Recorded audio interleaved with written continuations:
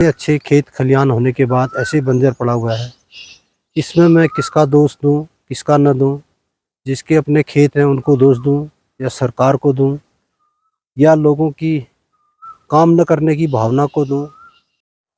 तो दोस्तों, मैं ज़मीन जो बंजर पड़ी हुई है, जिनमें खेती बाड़ी नहीं हो रही है, इसका एक बहुत बड़ा मूल कारण है। पहले के लोगों के 5 लड़के, 6 लड़के, 7 लड़के, 8-8, 9-9 लड़के होते थे। उस समय उन लोगों के पास काफ़ी ज़मीन थी। उस हिसाब से जब लड़कों का बंटवारा हुआ तो बंटवारे में ज़मीन का स्तर कम होता रहा। उसके बाद उससे अगली पीढ़ी आने पर वह ज़मीन और भी कम हो गई। तो आज ऐसी नौबत है, कहीं कहीं गाँव में, कई जगह ऐसा है कि एक्चुअल में लोगों के गुजारे के लायक ज़मीन नहीं रहेगी। इसीलिए ज़मीन जो है बंजर छूटती जा रही है। लोग कहते हैं कि यार भाई, दो दो एक एक दो दो छोटे छोटे खेतों से हमारा गुजारा कैसे होगा, और हमारे बच्चों का भविष्य इस पर निर्भर नहीं हो सकता है। इससे अच्छा मोल लेके खाना ही ठीक है। कुछ काम धंधा करेंगे। खेती के भरोसे जो बैठे रहते थे लोग, अब उससे उनका मोह भंग हो गया है। ये है बहुत बड़ी समस्या।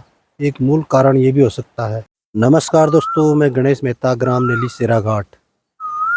तो दोस्तों, अभी सुबह के 7 बज रहे हैं। मैं अपने काम में रोजाना की तरह जा रहा हूँ।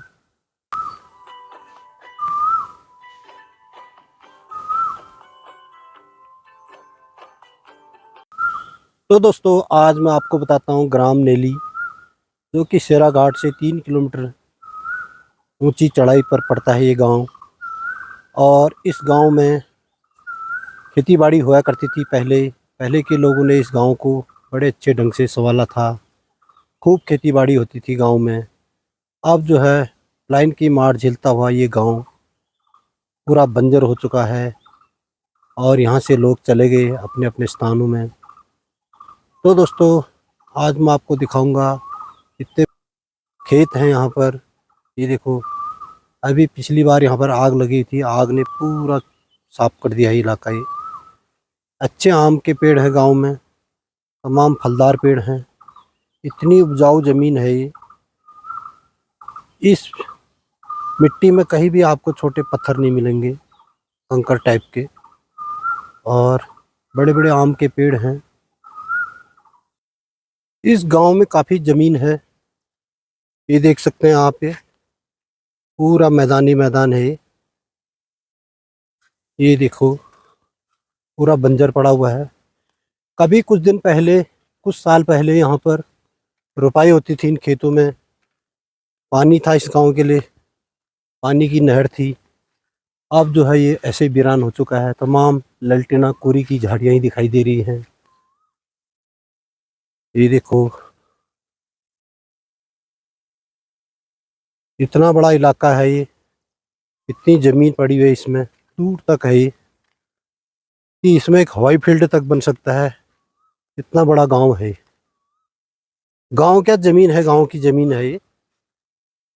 अब लोग पहाड़ों में रहना नहीं चाहते हैं। पहाड़ों में सुख सुविधाएं न होने से, रोड न होने से लोग पलायन कर रहे हैं।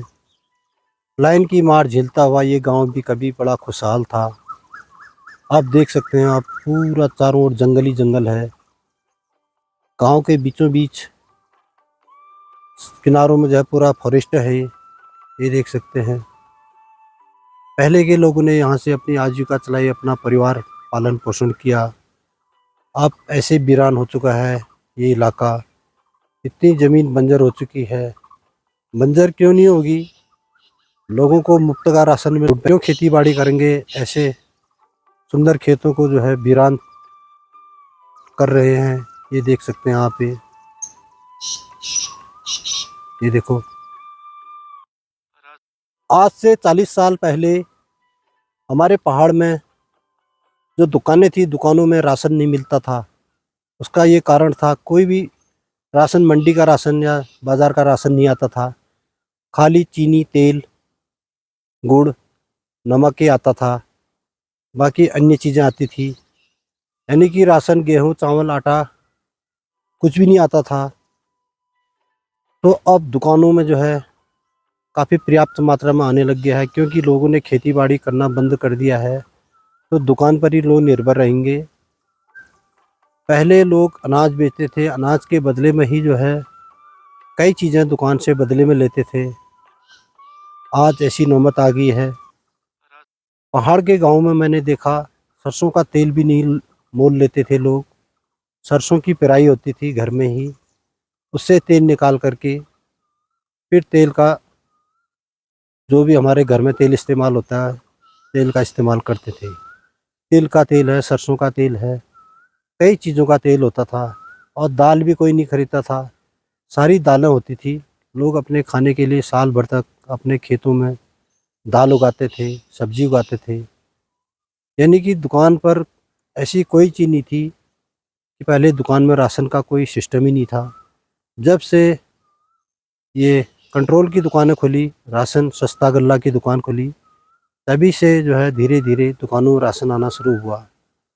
अब इतने अच्छे खेत खलियान होने के बाद ऐसे बंजर पड़ा हुआ है, इसमें मैं किसका दोष दूँ, किसका न दूँ। जिसके अपने खेत हैं उनको दोष दूँ, या सरकार को दूँ, या लोगों की काम न करने की भावना को दूँ।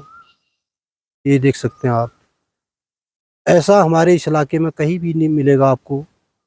इतना बड़ा ग्राउंड है इस गांव का ये। अब देखो, ऐसे बंजर छोड़ के लोग पहाड़ों से जा रहे हैं।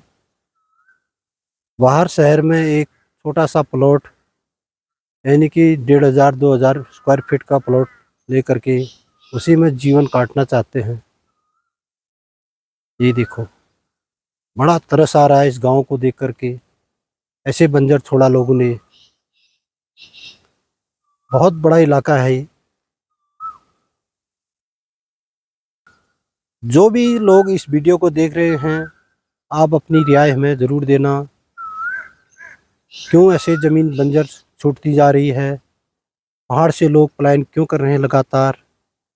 और पहाड़ क्यों छूटते जा रहे हैं? इतने उपजाऊ मैदान, इन उपजाऊ खेती को जो है ऐसे बंजर छोड़ दिया लोगों ने। आपकी राय जानने के लिए हमें कमेंट का इंतज़ार रहेगा। और इसमें सरकार का क्या दोष है, और जिन लोगों की ये ज़मीन है उनका क्या दोष है, ज़रूर कमेंट करना। बाकी मिलते हैं फिर एक नई ब्लॉग में। धन्यवाद। जय देवभूमि, जय उत्तराखंड।